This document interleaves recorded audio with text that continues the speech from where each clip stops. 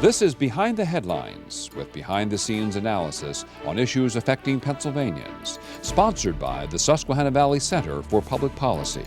Now, here's your host. Hi, from Philadelphia to Erie, and from Scranton to Pittsburgh, it's Behind the Headlines. I'm Charlie Greenewalt, Senior Fellow for the Susquehanna Valley Center for Public Policy, and I'm joined as usual by my co-host, Maura Donnelly. Maura, welcome back. Hello, Charlie. Well, we've both been on assignment and had individuals filling in for us. Yes, we did. But we're coming back with a bang today because we have a fantastic guest today.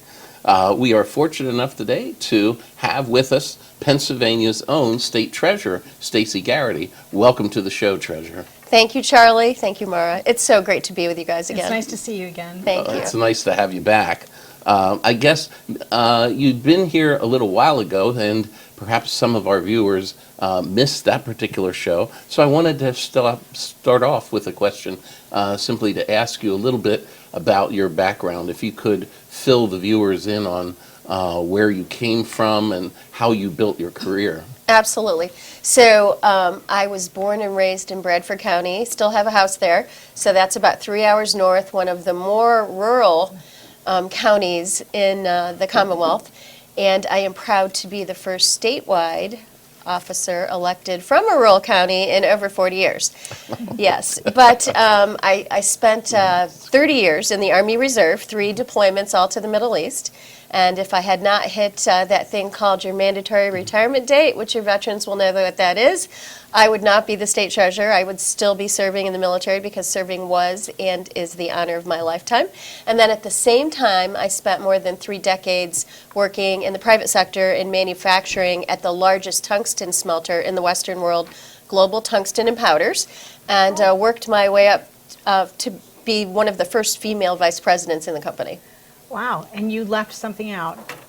You did. I just want to make sure everybody knows you had 2 Bronze Stars while you were serving our country. I did. Yeah. Thank you. Many accolades, I should say, but I think that's amazing. So I just want to congratulate you on that. Thank you so much. Yeah, that only touches the surface of your military career. Exactly. It was extraordinary.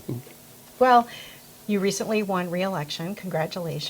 Thank you. You were the top vote getter in Pennsylvania, which is quite a feat given everything that was going on, I should say.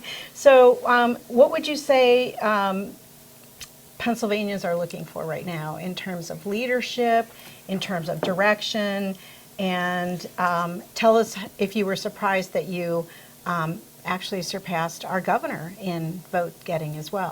Correct? I was a little surprised, yes. Yeah. The top vote getter of any statewide, including Josh Shapiro. Yeah. So I was incredibly honored, honestly, that Pennsylvanians have faith in me.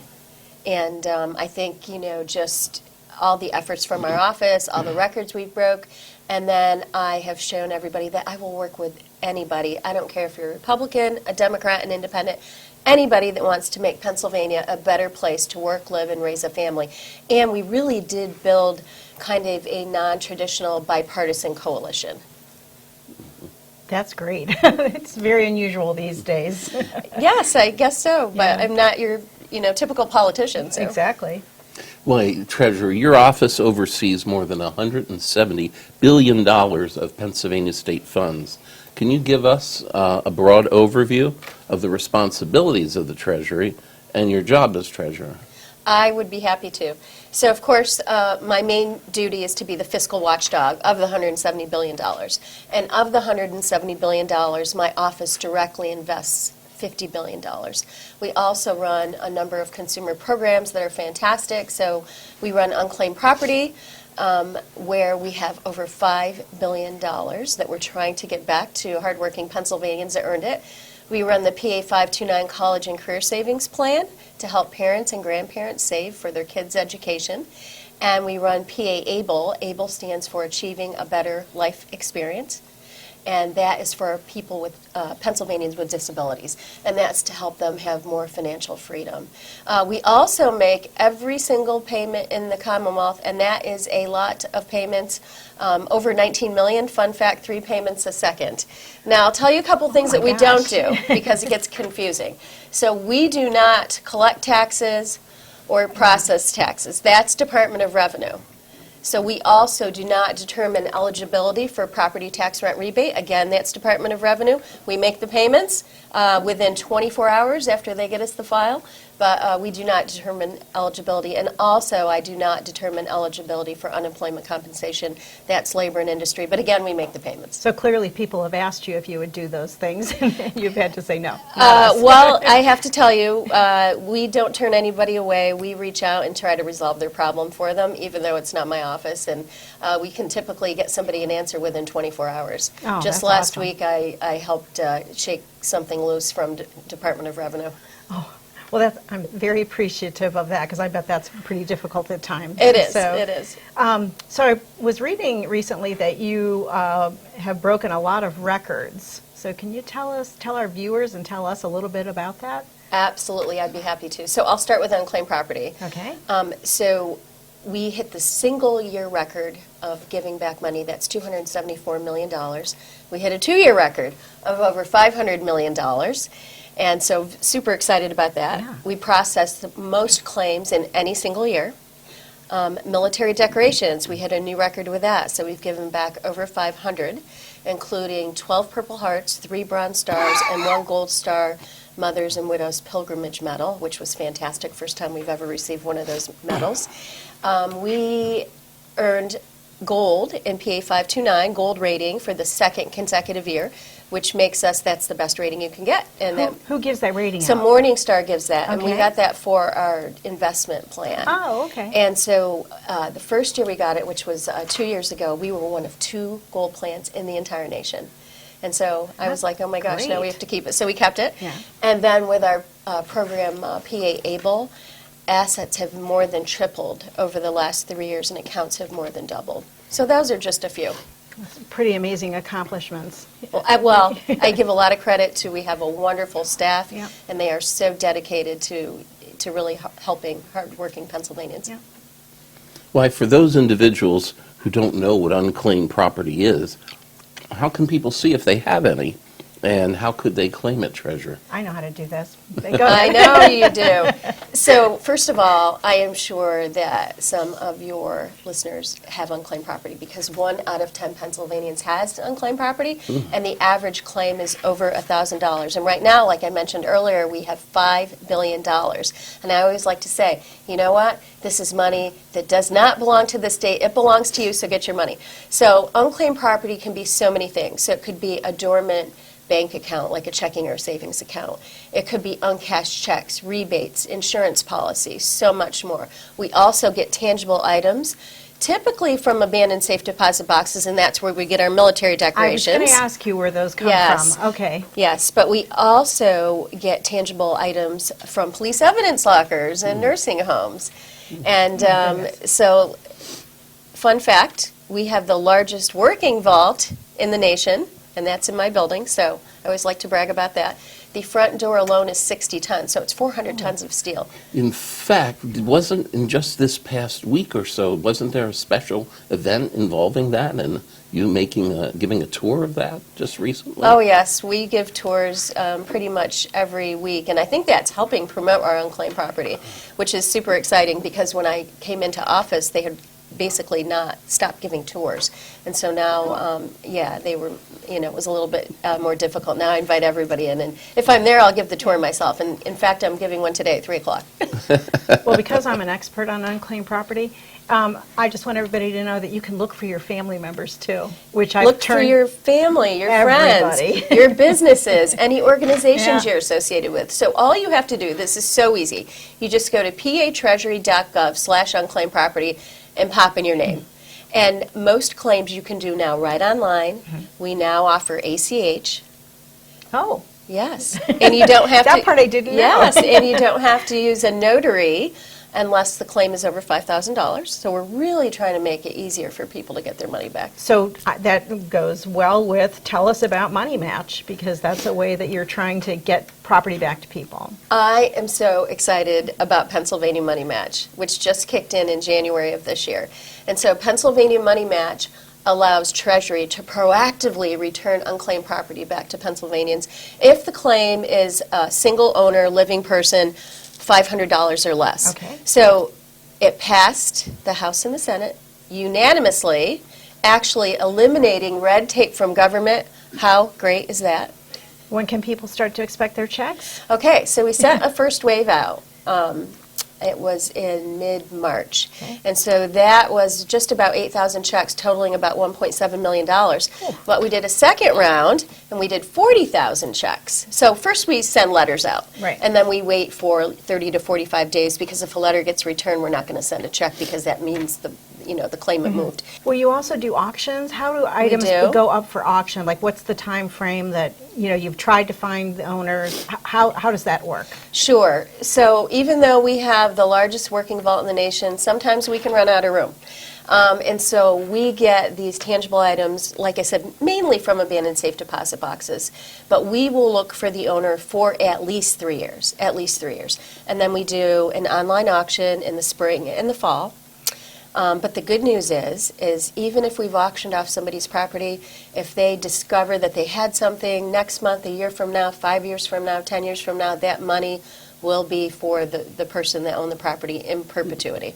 Oh. Well, I've heard a little bit about these property auctions, and I've heard that there's some very unusual items that can be sold and that you come across. Could you talk about some of the more unusual items that you've had the pleasure of auctioning? Absolutely. So our last spring auction, which was in March, that netted about $480,000. And when I came into office, the auctions were typically averaging about $300,000. We had a record, speaking of records, we had another record, which was over $900,000 last fall, which was fantastic. But this last time we had a 22-carat gold bracelets, we had 14-carat chains, we've had, huge diamonds, we've had cigar baseball cards, all kinds of collectibles, you name it. Right now in the vault, this is super cool, we have autographed guitars from Red Hot Chili Peppers, Guns N' Roses, and the Rolling Stones. And they don't want them back? Well, that came from a police evidence locker. Oh. They don't want them back. Probably not. Well, maybe they'll see, because they're autographed. Yeah. And one of my favorite items, we have this huge bee necklace, which also came from a police evidence locker. A bee? A big bee. It's like 3 inches by 3.5 inches, and there are real diamonds encrusted on this bee. So I don't think we'll find that owner. I was going to say, wouldn't you like to, though? I would. Yeah, that would be. Because there's got to be a story with Yes, that necklace. exactly. There's a Exactly. story behind that one. It's going to be very heavy, too. So we have a lot of different issues, so we'd like to shift gears, so maybe we'll take a quick break here. Okay. And we'll come back in a moment and hit some heavy-duty questions. Fantastic. We'll be right back after this. Behind the Headlines is brought to you as a public service by the Pennsylvania State Association of Township Supervisors, the largest, most influential municipal association in the Commonwealth. Since 1921, PSATS has been preserving and strengthening township government and securing greater visibility and involvement for townships in the state and federal political arenas. Covering 95% of Pennsylvania's land mass, townships represent 5.5 million residents, more than any other type of political subdivision in Pennsylvania. Additional underwriting provided by the Edward H. and Jeannie Arnold Foundation and by the Pennsylvania Manufacturers Association. Business in Pennsylvania is our business. Behind the Headlines is also supported as a public service by the Pennsylvania Highway Information Association, the go-to source to learn about transportation projects and issues. Visit pahighwayinfo.org. Hi, welcome back to Behind the Headlines. We're fortunate enough to have with us this week State Treasurer Stacy Garrity. And Maura, you were just on the verge of asking the Treasurer a question, so I'll throw the mic back to you. Something that I'm very interested in hearing about, and that is your business leadership experience. You touched on it briefly in the first segment of the show. Can you tell us a little bit about the company you worked for, what your responsibilities were and how long you did that. I think you mentioned that a long time, quite a long Yes, time. so I was there for, gosh, over 30 years, actually. Now I'm aging myself. But I did, right out of college, I went to Global Tungsten and Powders, and they are the largest tungsten smelter in the world. So tungsten is a very heavy, dense metal. Most of the world's resources, about 80%, are in China. And so our supply chain was independent from China, so we were always very proud of that. But my assignment, before my last assignment, I ran 2 out of 3 of our business units, so roughly 500 employees. I was managing director for 9 years at our facility, Bruntal, in the Czech Republic, so I spent a lot of time in Europe. And my last assignment, I was vice president of Government affairs? Government Affairs and Industry Yeah. Liaison. Oh my Okay. gosh, I can't believe I forgot that. No, that's okay. So what was fun about that was, so I was president of Refractory Metals Association, and I got to do a lot of things. And so I saw this legislation that was going to be put through the National Defense Authorization Act, the NDAA, and it was for rare earths. Basically, that you couldn't buy them from China, Russia, North Korea, Iran. So I said, oh my gosh, we have to add tungsten to that. And they said, Stacy, it's too late. It's going to hit the hill. You'd have to be in D.C. next week. I said, I will be there. And so we got tungsten added. And so the way I always explain it to the coworkers and the owners was, you can buy from anybody you want, but you can't buy from China, Russia, North Korea, Iran. And they still call it to this day, don't buy from the bad guys. And why it's great is that Global Tungsten and Powders, they did a lot of defense work. They do a lot of defense work. And so what everybody would do, our competitors, they would incorporate Chinese tungsten into Department of Defense munitions, and that made me crazy. And so it really helped the U.S. industrial base, which is a passion of mine. And so it not only helped Global Tungsten and Powders, but it helped all the competitors as well that had to compete with China. Wow. And people using Chinese tungsten. Yeah. Well, you were going back for a second to American defense, and of course you played a large role in that with your service in the forces. And one thing we didn't have a chance to talk about is actually your record of excellence in the service is more than you let on. You actually had a special nickname for your service in Iraq, heading up a prison of Iraqi, and they decided to call you Angel of the Desert. If you were holding them captive, what made you an angel? How did that come about, Oh my Treasurer? goodness. So this came about in 2003, 2004, and it was Camp Bucca. And so I was responsible for all the in-processing, the out-processing, family visitation. I was the liaison with the ICRC, which is the Red Cross. So I was doing so many different things. But basically, the military had swept up all the Iraqis and foreign fighters, but everybody of military age. And so we happened to have a medical student there, and his parents were teachers. So they would come to family visitation every week, and he had already missed a semester. So I had a process where if somebody just had like a weapons violation, and that's what his was, he had a couple AK-47s, we could put them through a special tribunal. So I put this young man through the tribunal because we wanted to get him back in med school. And so his parents were so excited that the next day, and every day after, there were hundreds of Iraqis lined up outside of our gates saying that they wanted to see the blonde major that helped the people. So that was the one story, and then the other story is there was a detainee that told NPR when they were over in Iraq that I saved their life. And they were like, whose life did you save? And I said it could have been, they used to cut themselves because they thought they could get released early. And it was really dangerous. And so That would be. yeah, very dangerous. And so I said, okay, here's the deal. Anybody else that cuts themselves, you're going to go home last. You're not going to go home first. So it stopped all the cutting. Yeah. And I think that is probably, that is the other story that NPR heard about. That sounds like saved a lot of lives. Yes, probably. But my last deployment, I was the acting battalion commander in 2008, 2009 at Camp Bucca again. Why I had to go to Camp Bucca twice, is beyond me. But I had 7,000 detainees, 1,200 soldiers of my command. We also had death row, so there were about 225 detainees that came from death row. In the middle of the deployment, they had been sentenced to death by the Iraqi criminal court, and they had nowhere to execute them. So I held those. The other 7,000 were largely green, which meant that they would be repatriated at some point and go back to their communities. But it was funny because these death row detainees, they were really bad jihadists, hated women. And so they came in, and my interpreter said, just so you know, they have said they will never, ever speak to you. And I said, that's fantastic. You tell them I hope they never speak to me, and they don't have to speak to me. I have to have somebody check on them every 12 hours. I said, but I will tell you this. It will be within a day, and they're going to realize that they need something, and they're going to ask to speak to me. And once you know, it was like 2 hours. so much for the big, tough jihadists. Yeah. I thought they would intimidate you right off the bat. Exactly. Little did they know. Well, let's come back to Pennsylvania. Yes. We still have more to talk about. Yes, in we Pennsylvania.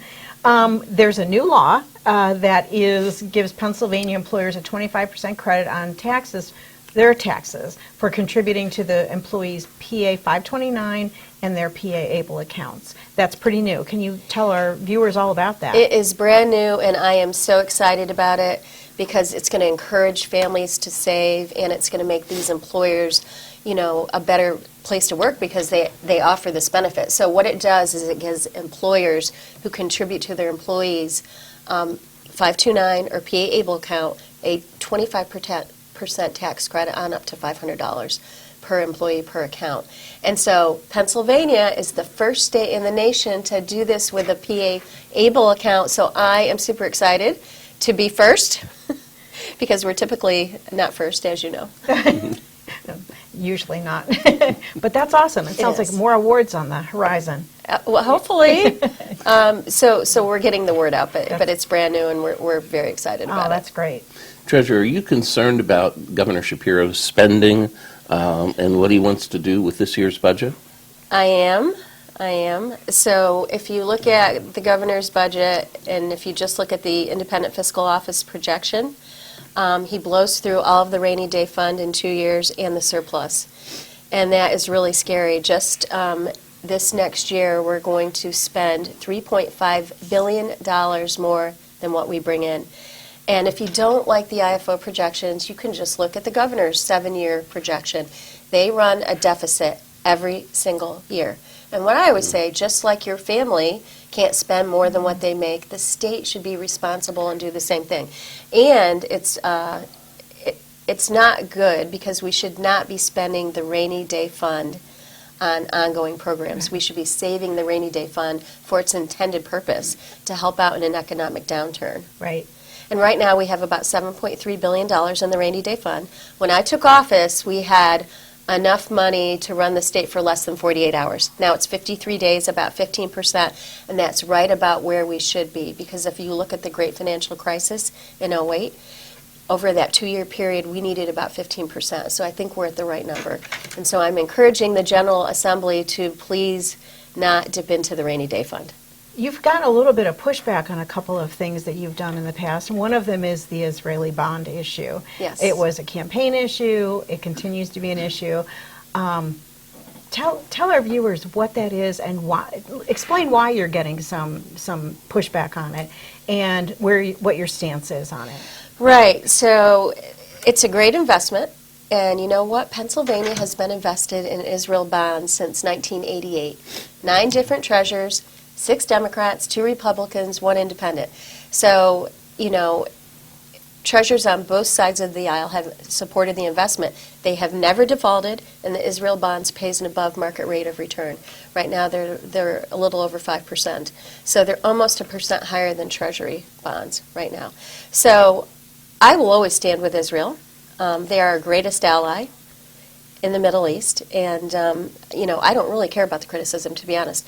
So October 12th, 5 days after the Hamas attack, we invested $20 million. So we're at $45 million right now, and this month we're going to invest another $25 million. Sounds like a fiscally prudent thing for Pennsylvanians to It do. is. It's a win-win. So Yeah. it's And good it's for been Pennsylvania, since and it's 1988, great to yeah. support our allies. Right. And yes, I've been protested. They staged a Yeah. die-in. That stuff really doesn't bother me. They can protest every day. Treasurer, earlier this year, there have been improvements in the state's tax appeals process, and they took effect. They give taxpayers now more time to file. They create a new option for mediated settlements. Can you tell us a little bit more about the improvements that were made and any updates you may have on this? Yes, I am so excited about this because, oh my gosh, if you've ever done an appeal, you know, starting with the Department of Revenue, it's a long process. It takes years. It takes, you know, the taxpayer. This hurts the little guy that doesn't have a CPA or a legal team. And so they end up hiring lawyers, and then typically they'll settle right before they go to Commonwealth Court. So that used to drive me crazy. So now, like you said, now they have, instead of 60 days to file an appeal, there's 90 days to file an appeal. And I'll give you a couple examples of why this was so important. So there was one case where there was a young lady going through very aggressive cancer treatments, and so she filed her appeal late. We could not hear it. There was another case. There was a truck driver who had a great filing history working in Texas, could not get back in time to access his tax records. And then there was another case where there was a traveling nurse working in a bunch of different states. She had her mail forwarded to her elderly mom, and the mom missed the notice from the Department of Revenue, and she filed late. So these are just a few cases. So now, moving it from 60 days to 90 days, we know it's working because the last 2 months, the late filed appeals year over year decreased by over 60%. So this was a good thing. Big. That's huge. Yeah, it is huge. And this just took effect January 29th of this year, so it's still in its infancy. But also now, the taxpayer can request a mediated settlement with the Department of Revenue. Now, Department of Revenue didn't like this very much, in all honesty, but we pushed really hard for it because, again, we want to be taxpayer friendly. And so a mediated settlement, it is not binding. And so what it will do is we estimate there'll be 500, when this is all up and running, 500 appeals that can be settled through this process a year. And you know what? It's going to save the Commonwealth about $35 million a year, we estimate. And hopefully it saves the taxpayer as well, and they think they got a fair process and it didn't drag out for years. So good. We're really excited about the reforms. Well, Treasurer, we have about a minute and a half left, and I'm going to let Are you gonna let me Mara ask it? ask the most intriguing question of the program. I was going to give it to you, Charlie, but I'll take it. You take it. Well, we've been hearing a lot about the fact that you might run for governor. There's been a lot of buzz. Where do you stand on this issue? So Please say yes. I am really interested, and I'm exploring my options. And I really hadn't thought about it until, I started after this last election. Everybody started calling me, and, first I said, I'm focused on being the best treasurer that I can be. But I think, Pennsylvania's at a crossroads. Everybody wonders where we're going next. I think we need somebody that is not going to spend more than what we make, somebody that's going to defend rural Pennsylvania, somebody that's going to unleash the liquid gold that we have under their feet, somebody that's not only a leader in the business world, but was a leader on the battlefield. And so I can promise you this, that I will do whatever I think I need to do to serve Pennsylvanians, wherever that is. And I will always, defend our Pennsylvania taxpayers, always. And always push government to do what's right. Wow. Okay. We heard it here. Well, we can't thank you enough for joining us today. It was my honor. We've been waiting for you to come back ever since you left the first time, and we'll be anticipating your next appearance with us. So tune in again next week for another new show on Behind the Headlines. We'll see you then.